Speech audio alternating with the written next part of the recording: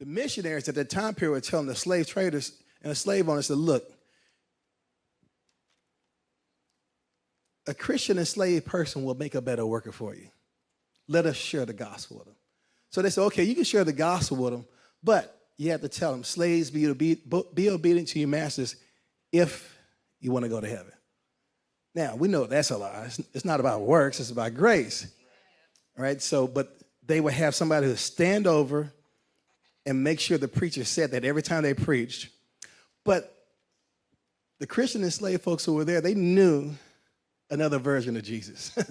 They knew another story that they heard back in Africa, some of them. Like 20% of them came over here, yeah, they were Muslims. Another overwhelming swath of people, yes, they followed African traditional religions, but there was also a massive contingent of people that were Christians before they came over here, right?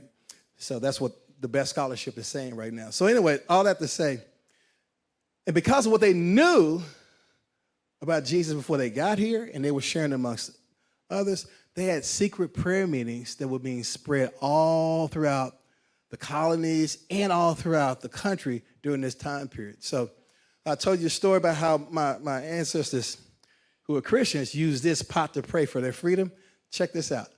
I've combed through over 2,000 slave narratives on record with the Library of Congress. I've been doing this for like 30 years, so I like to look at what they have on record with the Library of Congress. I read through all those slave narratives.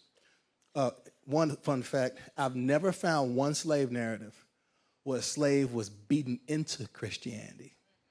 On the contrary, they were beaten because they were Christians.